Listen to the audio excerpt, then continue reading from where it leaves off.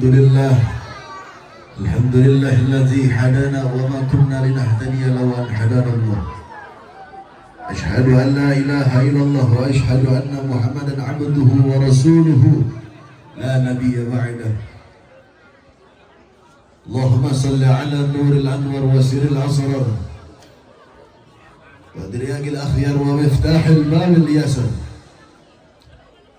سيدنا ومولانا محمد المختار وآله الأطيار وأصحابه الأخيار عدد نعم الله وإفضاله. Amma ba'd.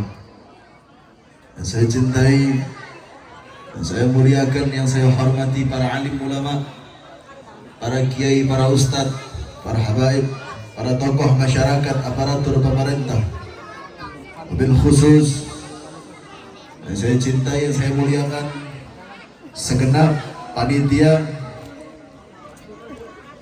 dan front pembela, front persaudaraan Islam, wabil khusus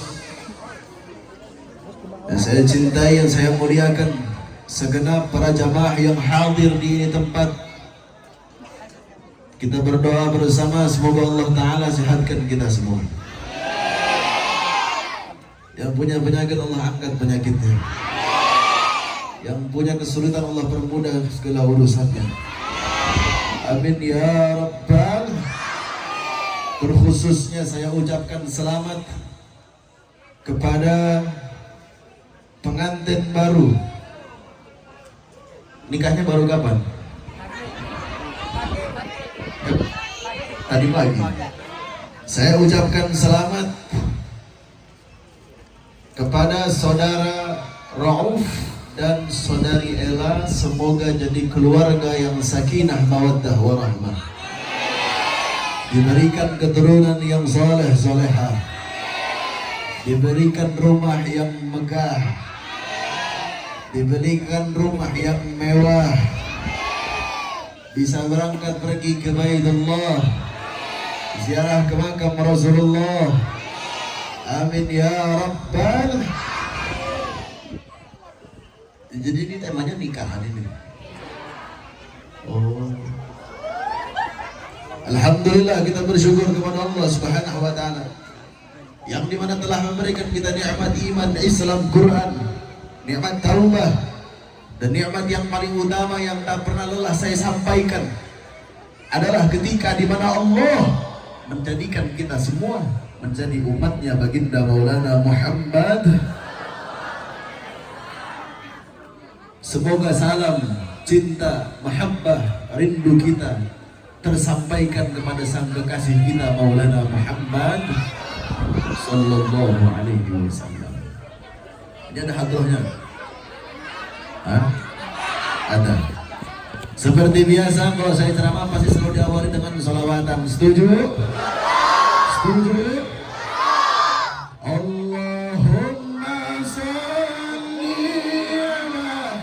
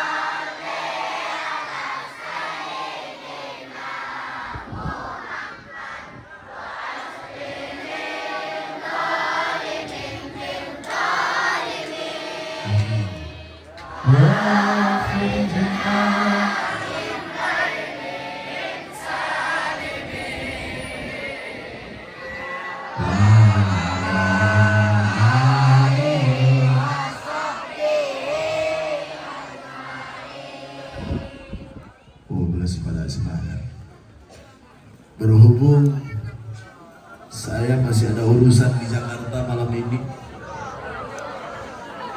langsung tutup salam aja ya.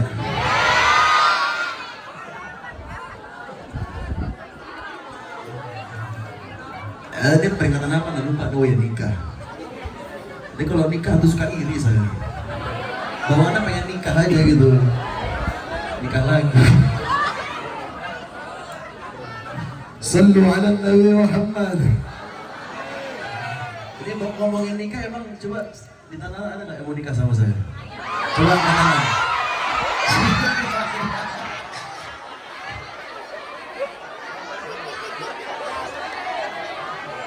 Ya saya bercanda.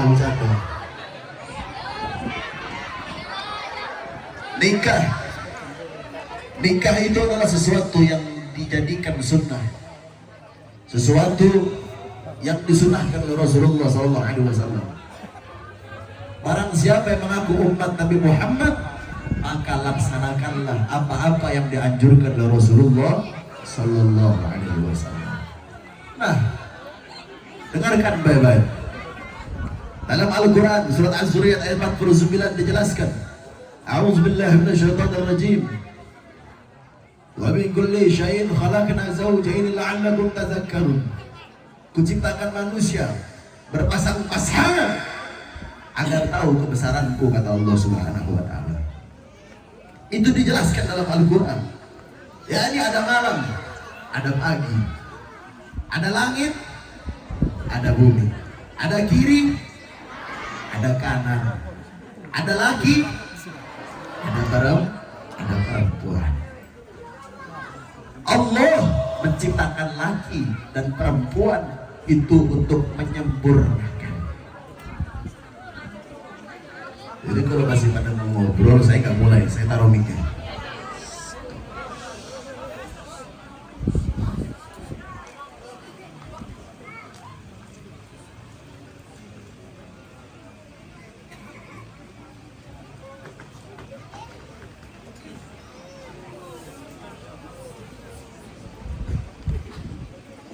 Allah menyempurnakan, Allah menciptakan ada laki ada perempuan, dan dianjurkan oleh Rasulullah SAW untuk menikah. Jadi nikah itu adalah bagian dari sunnah yang dianjurkan oleh Rasulullah SAW. Yang pengen saya bahas ini adalah kekhawatiran di era zaman sekarang. Orang kekhawatiran takut menikah. Karena banyak orang takut menikah karena kekhawatiran ketika menikah mereka menjadi hidup yang susah. Ini suatu hal yang pemikirannya menurut saya bodoh. Kenapa?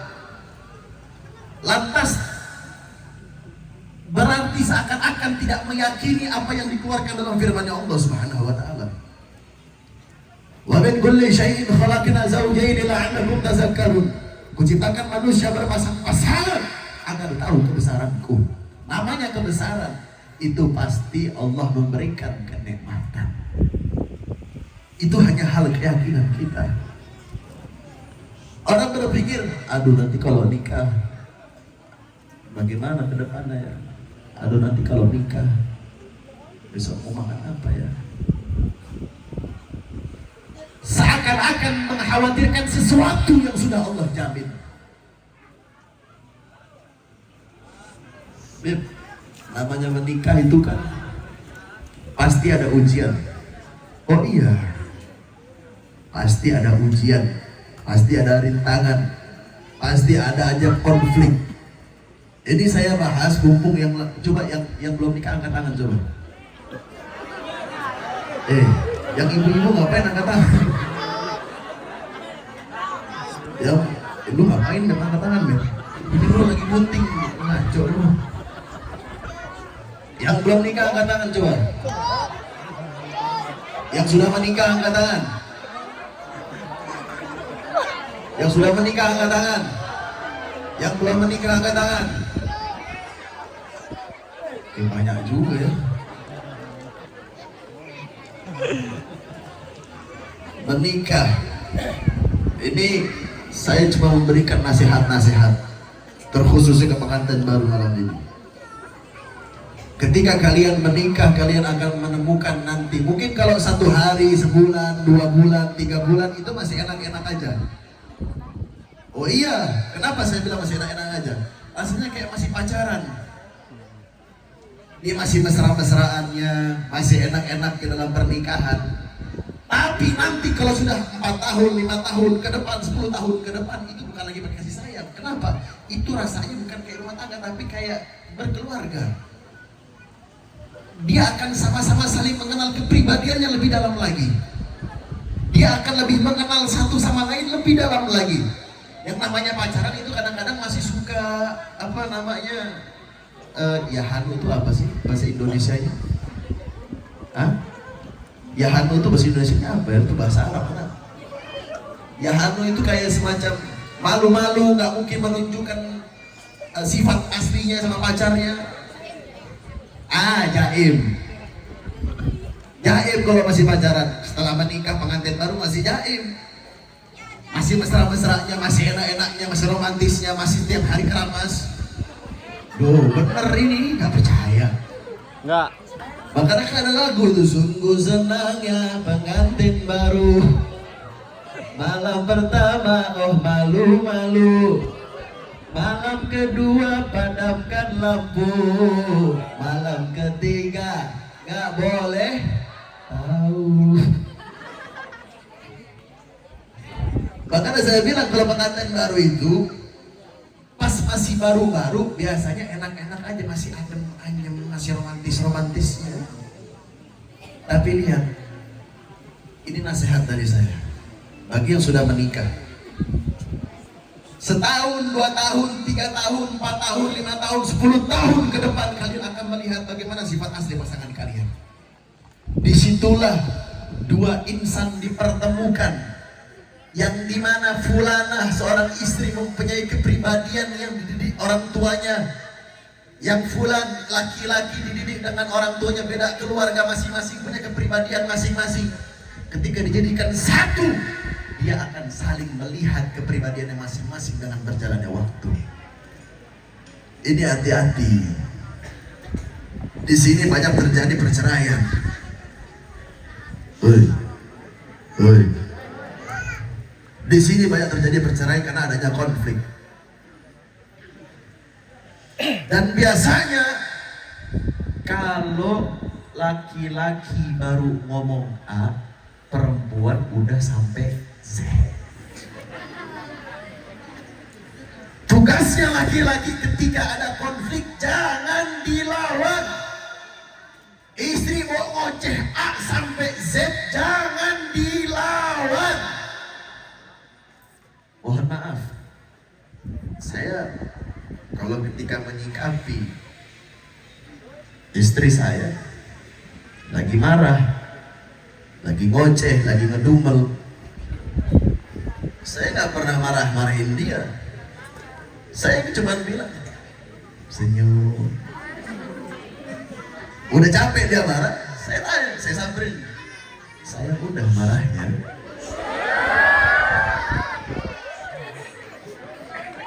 Kalau udah marahnya sini saya, abah cium. Saya cium istri saya. Coba perempuan kalau digituin seneng nggak? Yang tadinya menggebu-gebu marah dari A sampai Z ngoceh, kira-kira kalau dicium sama suaminya masih mau ngoceh apa mau dipeluk?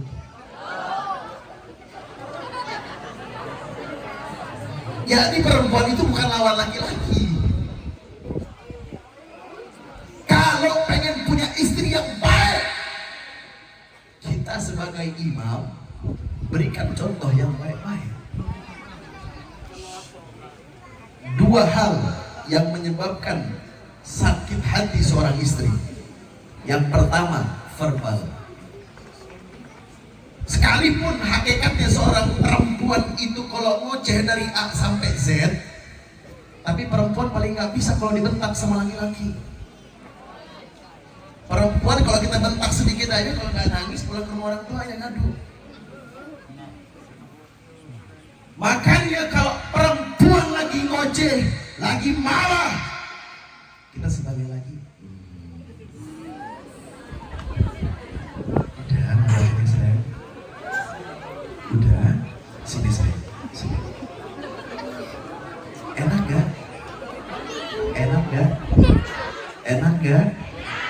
Pengen gak punya suami kayak begitu?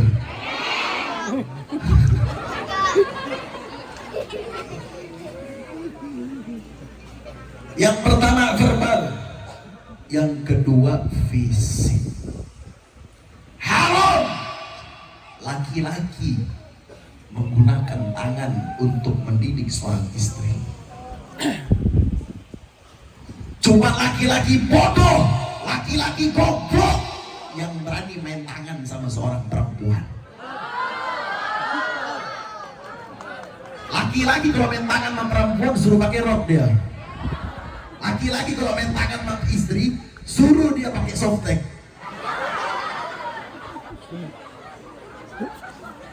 Karena perempuan itu cuma menang di mulut, bukan menang di fisik. Kalau fisik, ya mohon maaf, cewek kebanting. Jadi sudah jelas, jangan pernah main tangan sama masalah apapun. Sekalipun istri dalam keadaan salah, menasihati boleh, menegur boleh, memukul boleh nggak? Memukul boleh, tapi ingat nggak dianjurkan. Memukul boleh, tapi bukan di bagian muka, bukan di bagian badan, peringatan di bagian kaki. Gak boleh kita pukul bagian muka, kepala, istri itu gak boleh. Kepala itu difitrahin. Kalau mau memberikan peringatan di kaki, boleh cubit, boleh pukul kakinya. Itu pun bukan dengan tenaga, tapi sebagai peringatan. Bukan hawa nafsu untuk mukulin istri, bukan. Dan khususnya buat laki-laki, hati-hati dalam berbicara. Jangan ketika ada masalah sama istri gampang mengucapkan kata cerai. Ini hati-hati. Saya jelaskan bab tentang cerai. Dalam fikih cerai, talak. Jadi sekali seorang laki-laki mengucapkan kata talak, jatuh talak. Makanya nggak boleh sembarangan. Talak itu ada prosesnya. Bukan semata-mata, oh kamu salah, saya ceraikan kamu. Oh nggak bisa begitu. Kalau istri punya kesalahan, istri punya kesalahan sama seorang suami, yang pertama, jangan langsung diceraikan. Tegur kesalahan yang dia lakukan. Nggak boleh main, kamu salah, saya ceraikan kamu. Itu orang bodoh, berarti dia nggak paham fikih itu. Lantas bagaimana langkah-langkah untuk ketika ada masalah? Ini bukan berarti saya untuk beb lagi pengantin baru kok bahasa perceraian, bukan. Ini ilmu justru harus diperhatikan dalam bab-bab nikah. Kalau sampai nauzubillah min dzalik, saya doain untuk pengantin baru dan semua sudah berkeluarga di sini, dijaga keluarganya, diberikan keluarga yang sakinah, mawaddah warahmah, penuh kerukunan bersama keluarganya. Ini cuma ilmu yang saya sampaikan. Kalau pengen menceraikan itu nggak bisa main asal ngomong cerai aja. Ada langkah-langkah untuk menceraikan seorang istri. Pertama, tegur dulu kesalahannya. Bunda, ibu, apalagi sayang, apalagi mak, neng, apalagi mbak, apalagi kamu salah, mama salah, mama nggak boleh begitu, mama nggak boleh begitu. Abi nggak suka, ayah nggak suka, papa nggak suka, dedi nggak suka, apalah, terserah lu mau ngomong apa. Mau dedi ke mau apa, ngomong dulu, tegur dulu kesalahannya. Nasihati dia baik-baik, tapi ingat, menasihati bukan karena pakai emosi. Tunjukkan kita sebagai imam, itu bukan menyelesaikan masalah menggunakan emosi. Ngomong baik-baik. Bunda duduk, ayah mau ngomong. Bunda tadi begini, bunda salah. Bunda nggak boleh seperti itu. Itu langkah pertama, tegur kesalahannya. Langkah kedua, kalau masih mengulang kesalahan yang sama, kalau ditegur nggak kena, pisah ranjang. Pisah ranjang. Istrinya suruh tidur di kamar satu, lakinya suruh tidur di kamar yang lain. Pisah ranjang. Ternyata istrinya malah senang pindah pisah ranjang. Alhamdulillah gue gak tidur sama laki gue. Ngulang kesalahan yang sama lagi. Setelah ditegur nggak kena, pisah ranjang nggak kena, idrib, pukullah, tapi nggak saya anjurkan. Ingat, hukum di Indonesia ada namanya hukum KDRT. Ini hanya hukum fikih yang saya jelaskan, tapi tidak saya anjurkan. Kenapa ada hukum KDRT di Indonesia? Sekalipun mau memukul, itu bagian kaki, itu pun sebagai niat kita seorang suami untuk mengingatkan bahwasannya itu ultimatum paling keras untuk mengingatkan kesalahannya. Ternyata nggak kena juga, seumpama masih melakukan hal yang sama, kesalahan yang sama. Langkah keempat, panggil ayahnya dari perempuan, panggil abangnya dari perempuan, panggil pihak keluarga dari pihak perempuan, jelaskan kepada keluarganya, rembukin kepada keluarganya, ayah, abah, abi, anak abi, anaknya abah, ini saya nasihati gak kena, saya bisa ranjang gak kena, saya pukul, saya gak mau nyakitin fisiknya. Akhirnya saya panggil keluarganya untuk menyelesaikan masalah karena tidak pernah ada titik temu dari permasalahan. Rembukin semua keluarganya, ajak semua keluarganya dari pihak perempuan untuk kumpul dan menjabarkan apa yang harus dijadikan solusi dalam masalah tersebut.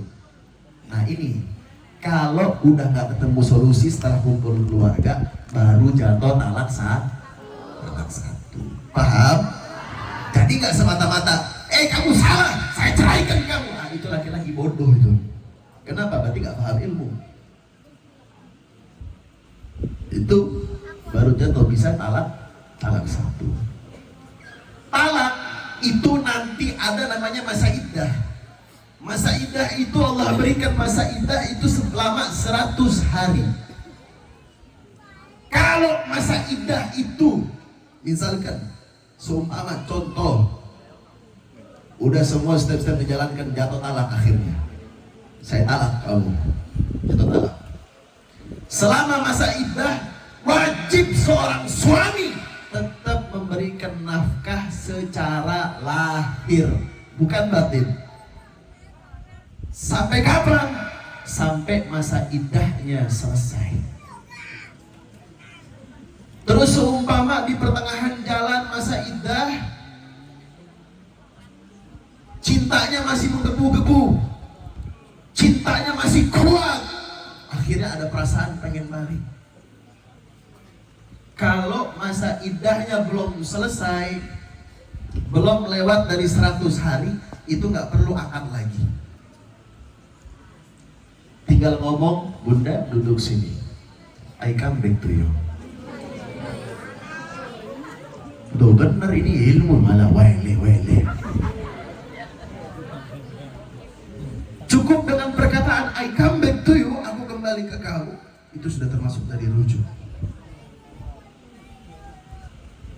Tapi kalau sudah lebih dari masa iddah, lebih dari 100 hari, itu ketika mau balik lagi kepada seorang istri tersebut, wajib yang namanya akad ulang. Ternyata rujuk, seumpama ini ilmu, ternyata rujuk, bukan saya nyumpahin pengantin, auzubillah, saya doain pengantin ini supaya langgeng sampai kematian yang memisahkan. Tapi ini bagi siapapun yang hadir di sini. Ternyata rujuk, seumpama ada masalah lagi, akhirnya jatuh talak lagi, jatuh talak 2. Sama, talak 2 masih bisa kembali. Baik masa iddah belum selesai, bisa kembali secara bicara dari lisan I come back to you, atau ketika masa iddah sudah selesai, wajib yang namanya akad lagi. Tapi setelah kembali terus ada masalah lagi, cekcok lagi, konflik lagi, jatuh talak tiga. Ini yang bahaya. Ini banyak terjadi penyesalan biasanya. Mereka yang gak paham main ucap talak, tahu-tahu talak 3. Itu na'udzubillah min zalik, mohon maaf, gak akan bisa kembali lagi. Mau rujuk, gak akan bisa kembali lagi. Bisa gak balik lagi? Bisa. Tapi ada satu syaratnya. Dalam fikih dijelaskan harus ada namanya muhallil. Muhallil itu adalah seseorang perempuan tersebut wajib menikah dengan laki-laki yang lain. Bukan cuma sekedar menikah dengan laki-laki yang lain. Ingat, yang saya jelaskan, saya tekankan sekali lagi, ini ilmu bukan untuk membahas yang macam-macam, yang kira jangan macam-macam, jangan jorok-jorok. Cuma kalau fikih itu memang rusak lah. Paham? Setelah jatuh talak 3, mau balik lagi udah nggak bisa, harus ada namanya muhalil. Muhalil itu satu orang perempuan ini wajib menikah dulu sama laki-laki yang lainnya. Bukan cuma sekedar menikah dengan laki-laki lainnya, tapi juga dukhulil khasyafah. Jadi kalau saya artiin ke bahasa Indonesia, bagaimana ngomongnya ya? Dukhulil khasyafah. Dukhulil khasyafah. Bahasa halusnya apa ya? Ya, itu dah pokoknya. Paham ya? Lu gak perlu ngomong kan? Pokoknya, ya kan? Paham? Itulah pokoknya ya. Nah, setelah melakukan hal tersebut, kalau sampai dia bercerai dengan suami barunya, terus mau kembali sama mantan suami yang pertama, itu baru bisa kembali lagi. Makanya hati-hati sama talak. Gak boleh sedikit-sedikit setiap marah, istri saya ceraiin kamu. Itu bodohnya minta ampun itu. Itu faktor untuk bahas bab tentang talak. Dan talak itu terhitung dari masa suci. Saya jelaskan tentang masa suci, maksudnya bagaimana. Masa suci itu begini. Misalkan dalam keadaan masalah sama konflik sama seorang istri atau konflik sama seorang suami, sekalipun seorang suami langsung mengatakan, saya talak kamu, saya talak 3 kamu. Oh, nggak bisa begitu. Talak itu terhitung dari masa sucinya seorang perempuan. Seumpama lagi ribut, saya talak kamu, nggak bisa, tetap jatuhnya talak 1 itu. Nanti setelah dia haid, terus suci, terus dia ucap talak lagi, baru jatuh talak 2. Paham? Jadi sekalipun suami misalkan ngomong, saya talak kamu, mau sampai 1000 kali talak ya, tetap jatuhnya talak 1 kalau masa sucinya belum lewat. Jelas? Jelas? Lanjut atau udah? Lanjut atau udah? Jadi saya masih urusan di Jakarta bagaimana? Nah, Habib, bagaimana supaya keluarga kita punya keluarga yang kuat, keluarga yang selalu bisa melewati rintangan dari ujian-ujian ya Allah? Cuman satu kok kuncinya. Satu kuncinya. Bersyukur. Ini hal yang paling berat dalam rumah tangga biasanya. Biasanya yang menggoncang rumah tangga itu faktor ekonomi. Yang biasanya mungkin istrinya ini biasanya semasa sebelum nikah bisa main, punya uang dari orang tuanya, terus ketika menikah akhirnya banyak perdebatan karena kurang ini, kurang itu, nggak bisa ini, nggak bisa itu, akhirnya konflik, ujung-ujungnya ribut, akhirnya bercerai. Nauzubillah min dzalik. Jangan sampai. Makanya kuncinya apa? Bersyukur. Lihat suami kalian. Kalau seumpama belum kerja, jangan pernah putus berdoa. Istrinya doain suaminya. Karena nikah itu menyempurnakan. Kok bisa menyempurnakan, Habib? Oh iya, Allah itu telah memberikan takdir seseorang di Lauhil Mahfuz sebelum kalian kita semua dilahirkan. Baik rizki, ajal, jodoh, itu sudah Allah tulis masing-masing bagaimana takdirnya semasa hidupnya. Seumpama fulanah, seorang istri, dia punya rezeki Allah atur di dunia itu sebesar 60% atau 30%. Seorang suami itu ditakdirkan oleh Allah ketika di dunia nanti memiliki rizkinya. Allah takdirkan seorang suami ini memiliki rizki sebanyak 70%. Antara dua insan ini bertemu, maka jadilah sempurna 100%. Tapi kuncinya satu, sabar, bersyukur. Jangan pernah putus minta doa sama Allah. Jangan cuma ketika susah ngeluh, ya beras habis, minyak habis, terus berantem. Bukan gitu cara menyelesaikan masalah. Duduk bareng-bareng, diskusikan baik-baik, gunakan kepala yang dingin, bukan menggunakan kepala yang dalam keadaan emosi, bukan. Gelar sejadah bareng-bareng. Ya Allah, saya memohon kepada Engkau, rumah tangga saya sedang dilanda dengan ujian faktor ekonomi. Ya Allah, permudah urusan hamba. Jangan cuma ngeluh, tapi gelar sejadah, minta sama Allah. Walal akhiratu khairul laka minal ula. Akhir itu lebih baik daripada pemulaan. Awalnya pasti Allah selalu memberikan ujian, cobaan kepada setiap hamba. Dan akhirnya Allah memberikan kenikmatan. Wala sawfa yu'tika rabbuka fatarda. Maka Allah akan memberikan kenikmatanmu sehingga engkau merasa puas. Jadi setiap ujian-ujian dari Allah Subhanahu wa taala, nikmatin ujiannya. Kenapa? Pasti ada kenikmatan yang Allah berikan di akhir. Kuncinya cuma satu, minta sama Allah. Karena setiap doa yang kita panjatkan gak pernah Allah tolak. Allah selalu menjawab 3 jawaban dari doa-doa yang kita panjatkan. Pertama, ya akan saya kabulkan langsung. Atau yang kedua, ya akan saya kabulkan, akan tetapi pada waktunya. Atau yang ketiga, tidak akan saya kabulkan permintaanmu tersebut, melainkan saya gantikan permintaanmu dengan permintaan yang jauh lebih baik dari yang kamu minta. Dari setiap apa yang kita minta kepada Allah, Allah Maha Pengasih, Allah Maha Penyayang, Ar-Rahman, Ar-Rahim. Itu sifatnya Allah. Itu dalam Asmaul Husna dijelaskan. Ar-Rahman, Ar-Rahim. Allah yang Maha Pengasih, Allah yang Maha Penyayang. Allah tidak pernah menolak apapun yang kita minta. Hanya saja Allah pengen melihat bagaimana proses kalian untuk mengejar Allah. Bukan cuma minta sama Allah. Tugasnya seorang suami ikhtiar. Udah tahu gak kerja, nongkrong sama Allah, tapi gak mau ikhtiar. Ada juga yang begitu modelnya.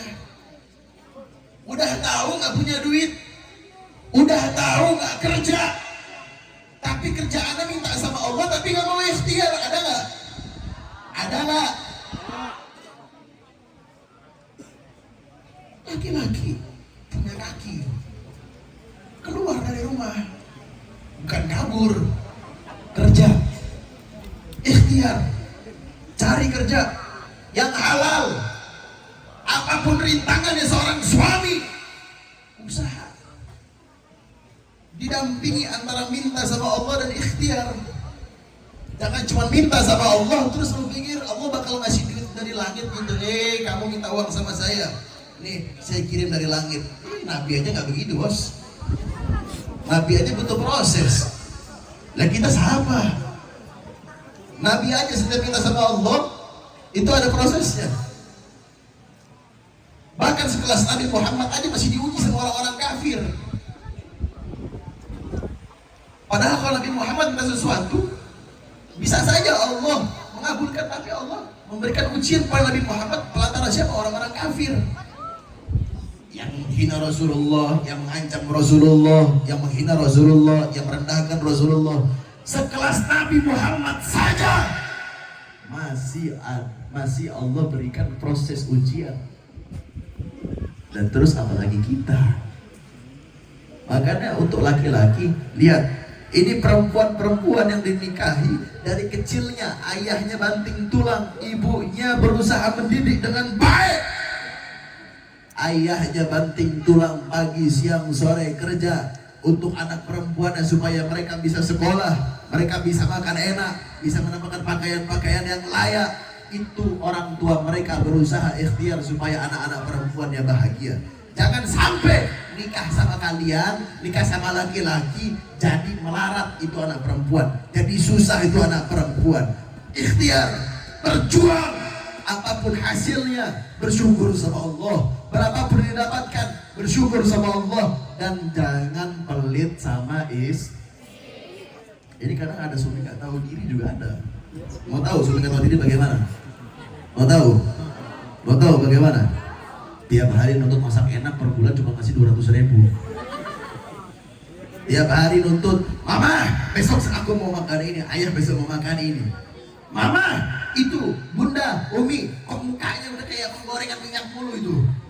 Dandan yang rapi. Mohon maaf, goblok. Make up mahal Bahlul. Bertangkanya mahal, betul? Ini apa namanya nih? Alis pensil saja mahal, betul? Apa lagi? Ayo gue bantuin, kan perempuan gue bantuin aja. Apa lagi? Hah? Apa? Bulu-bulu. Apa katanya? Lipstick. Lipstick mahal, betul? Apa lagi? Bulu-bulu. Ini apa namanya yang berpipi itu? Hah? Apa? Blush on. Blush on mahal, betul? Kalau pengen punya istri cantik, modalin, betul?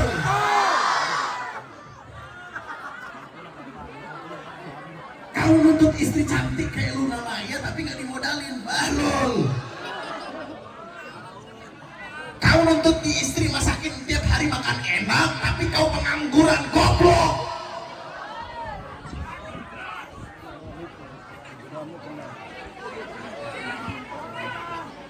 Kerja, berusaha, berjuang.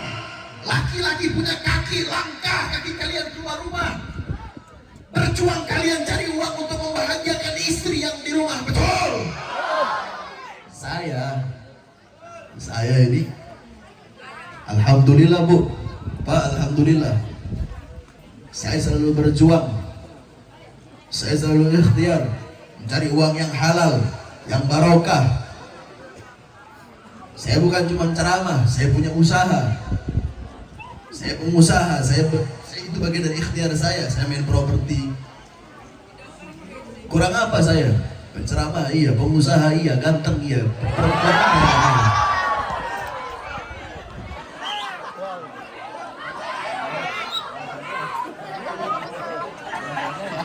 Kau tengok lah, kita punya pengawal ini mukanya seram-seram. Kurang apa lah?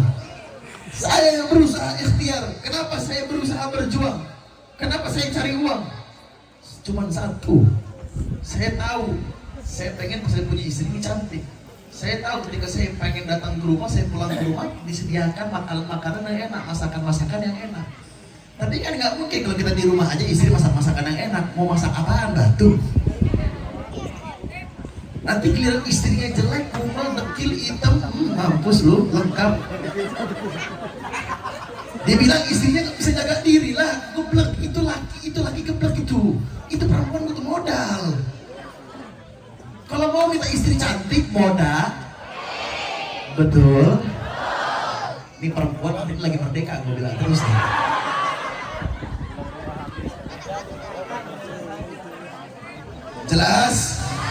Jelas. Saya ikhtiar, contoh aja. Saya habis pulang ceramah, sampai di rumah. Mohon maaf nih, saya sampai di rumah.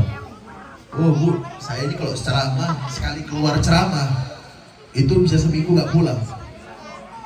Saya sekali keluar ceramah, karena saya itu bisa safari itu begini.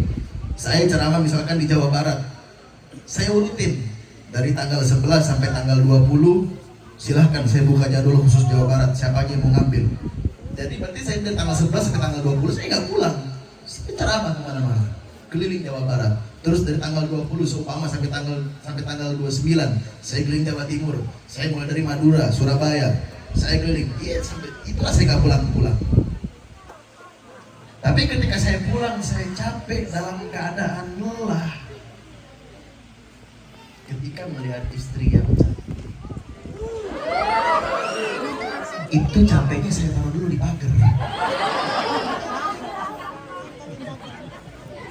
Enak kita pulang, melihat istri udah cakep, udah dandan, udah make up, udah cantik, udah wangi, nggak jelek, nggak item, enak dilihatnya. Datang semua, assalamualaikum, waalaikumsalam, apa ya Allah. Lihat sabunnya istri ciuman sama ciuman bolak-balik sama saya. Dibukain baju saya, jaket apa, baju kokonya. Apa mau minum kopi, udah wangi, dikipas rambutnya. Wow, itu kalau udah di rumah saya nggak mau keluar rumah lagi sebenarnya. Dikepas dia punya rambut. Abang mau apa? Mau kopi? Ya kopi sayang, kopi. Diambilin kaki saya, dicuciin sama istri saya. Enak nggak Pak? Bu? Enak nggak Bu? Enak nggak hidup saya Bu? Dicuciin kaki saya, dipijitin. Abah capek ya? Iya nih saya capek. Iya nanti dibuatin kopi. Bah nanti habis dipijitin minum kopi, ngerokok atau makannya udah agak dimasakin. Oh iya. Enak nggak? Enak. Tapi mohon maaf, aku begitu, gue butuh modal. Kalau nggak modal, bini gue nggak mungkin begitu. Udah kelar pijitin, dicuciin kaki saya, dibikinin kopi. Bang, selamanya capek. Amplopnya mana?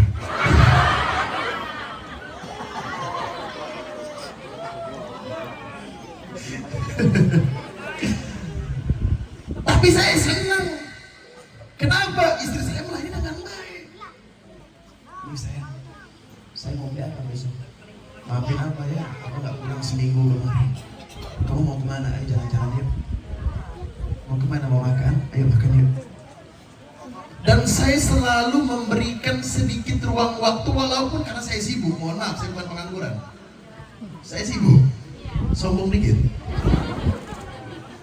Karena saya sibuk, saya memberikan sedikit ruang waktu untuk menyenangkan seorang istri. Kalau kita laki-laki bekerja, jangan sampai kita nggak meluangkan waktu kepada istri. Pulang senengin istri, ajak dia jalan-jalan, ajak dia belanja, kasih dia duit, ajak senang. Saya mau kemana? Saya setiap pulang ceramah saya selalu bilang, saya mau kemana? Mau jalan? Ayo. Saya mau beli apa? Emas? Ayo. Tapi jangan mahal-mahal ya. Yang sedikit aja gramnya, yang penting emas. Lah yang penting bini gue senyum. Tetap gue ajak senangin, gue ajak belanja. Dan itu butuh makanya laki-laki wajib Saya kalau nggak ceramah, pagi saya ngajar, siang saya kerja ke kantor, malam ada saya ceramah, jadi saya kurang istirahat, jarang istirahat. Makanya saya kadang-kadang minta maaf kalau saya ceramah, itu waktunya kalau enggak, saya minta maaf kalau kadang-kadang saya ceramah datangnya terlalu malam. Mungkin kalau orang-orang Tanah Banten yang sering saya datang ketika saya ceramah udah biasa, saya datang jam 12, jam 1. Karena itu kegiatan saya, pagi harus ngajar, siang harus kerja ke kantor, ketemu sama klien, malam kadang harus ceramah, kadang kalau malam saya harus ceramah sampai 4 tempat, 5 tempat. Dan saya menikmati itu. Kenapa saya menikmati itu? Tujuan saya cuma satu. Ketika saya bisa membahagiakan orang-orang sekeliling saya yakin saya didoakan yang baik sama orang-orang yang saya bahagiakan. Dan kalau sudah menikah, ini hal paling penting. Ingat, ini hal paling penting. Jangan sampai ketika sudah menikah punya dapur sendiri, pisah dari orang tuanya nggak pernah ditengokin. Karena sekarang banyak terjadi. Ya Allah, ada satu kisah. Ini saya alami sendiri. Saya punya panti asuhan. Yang dimana panti asuhan saya ini mengurus yatim piatu sama nenek-nenek panti jompo. Sewaktu-waktu saya datang, saya itu kalau manggil nenek-nenek di panti jompo, saya nggak pernah mau manggil nenek-nenek. Saya panggilnya manuhara. Oh, supaya mereka senang. Kalau saya panggil nenek-nenek kan kayak gimana gitu, kasihan kan. Di sini ada nenek-nenek kan? Nah, kalau ada nenek-nenek panggillah manuhara tuh.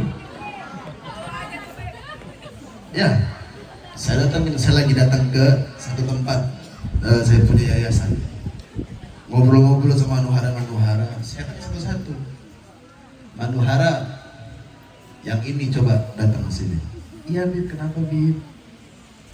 Punya anak berapa? Ada 7 Bib. Yang pertama udah kerja Bib, alhamdulillah Bib, jadi anggota DPR. Saat dia mengucapkan anggota DPR, saya nggak akan sebutkan namanya siapa, tapi ini sebagai contoh pelajaran.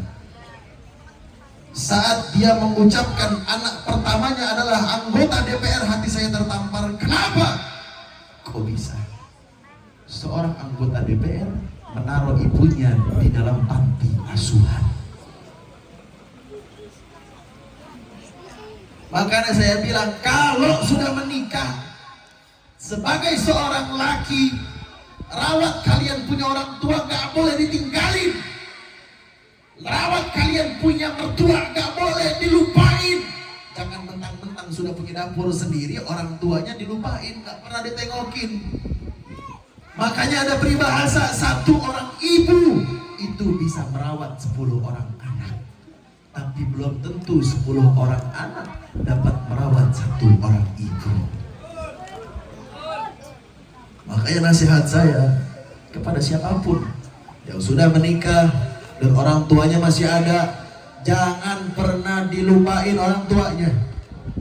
Tetap dibahagiakan orang tuanya. Jangan kalian fokus kebahagiaan rumah tanggamu, tapi nggak melihat bagaimana orang tua kalian.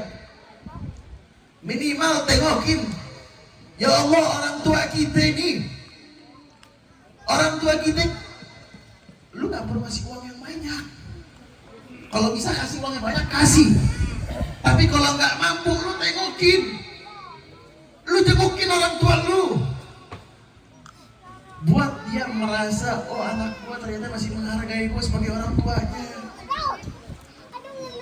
Oh berarti anak saya ini tahu diri. Saya urusin dari kecil, dari lahir sampai besar, sampai nikah, masih ngerepotin orang tuanya, dan ketika menikah tidak lupa sama orang tuanya. Karena saya perhatikan ini banyak orang-orang yang sudah menikah, punya dapur sendiri, pisah rumah sama orang tua, akhirnya orang tuanya enggak ditengok, enggak diperhati. Nauzubillah min dzalik. Jangan sampai seorang istri ketika menikah, surganya bukan lagi di orang tuanya, tapi pindah kepada suaminya. Seorang suami ketika menikah, surganya tetap milik orang tuanya, bukan di istrinya. Oleh karenanya, saya wasiatkan sekali lagi, jaga keharmonisan tetap kepada kalian punya orang tua. Sekalipun sudah menikah, jangan sampai kita melupakan orang tua kita. Tengokin, datengin. Ya Allah, lu bawain nasi uduk aja seumpama bawain nasi uduk ke orang tua lu lagi nengokin, mah saya bawain makanan, ya Allah, udah senang banget orang tua, udah bahagia banget.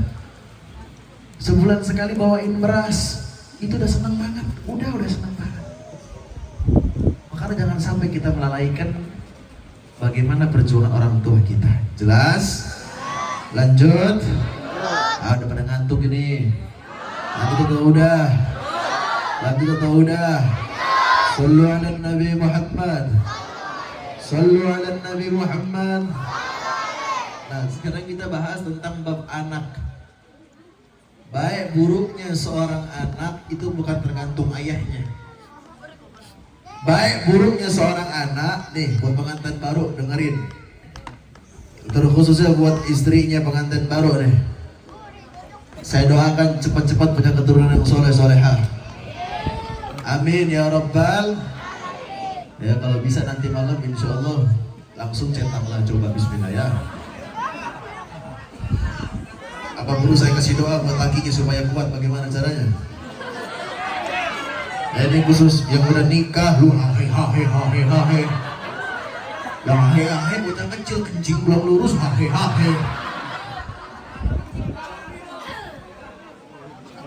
Ya, baik buruknya seorang anak itu tergantung bagaimana didikan ibunya. Baik buruknya anak itu tergantung bagaimana doa seorang ibunya. Saat mulai dari kehamilannya sering-sering didoain, sering-sering diajak ngobrol, nak, mama mau puasa hari ini, puasa ini. Nah, mama mau ngaji, nak, dengerin ya, nak. Mulai dari lahir diajarkan yang baik-baik, mulai dari kehamilan diajarkan yang baik-baik.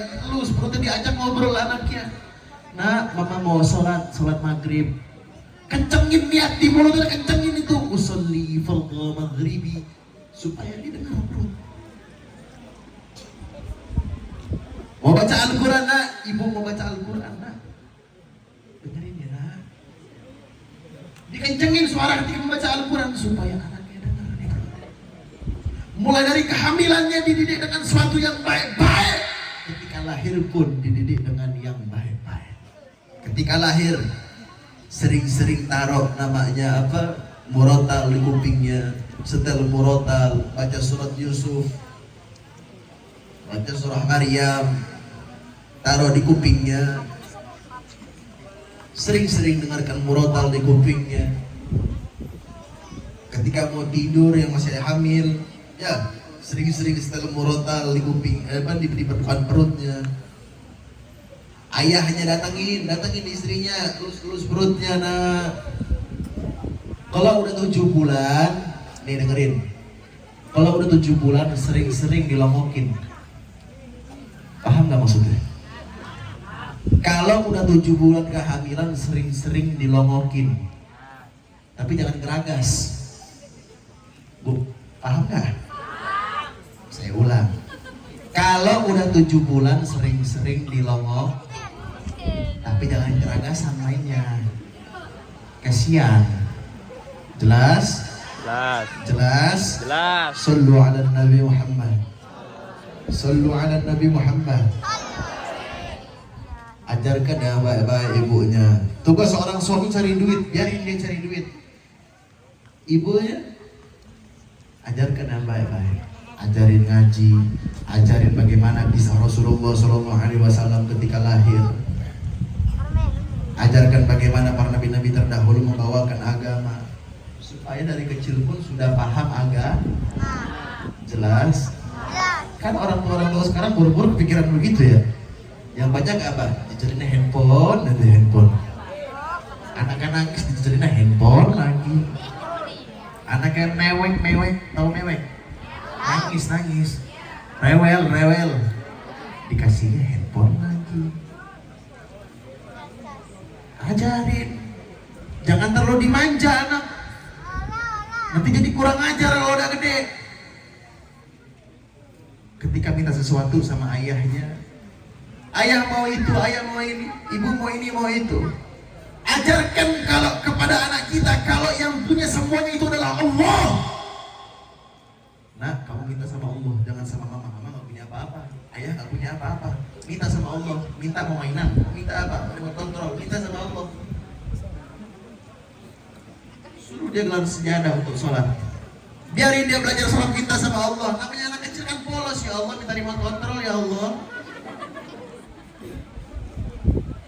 Terus dia ngomong, mana remote kontrol? Katanya minta sama Allah dikasih, coba minta lagi sama Allah.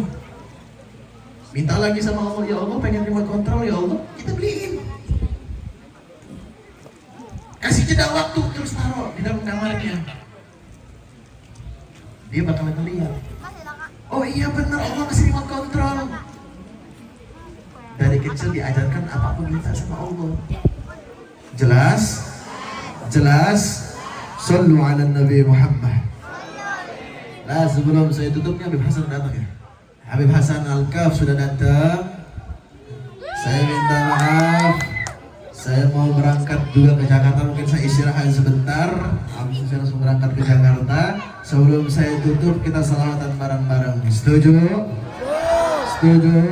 Dan sebentar sama panitia, alhamdulillah saya sedang mulai lagi menggalang dana untuk Palestina. Saya minta bagi manusia-manusia dermawan yang hadir di sini untuk mengeluarkan harta terbaiknya membantu saudara-saudara kita di Palestina. Setuju? Setuju? Sallu ala Nabi Muhammad. Saya tolong panitia nanti bantu yang muter ya. Salat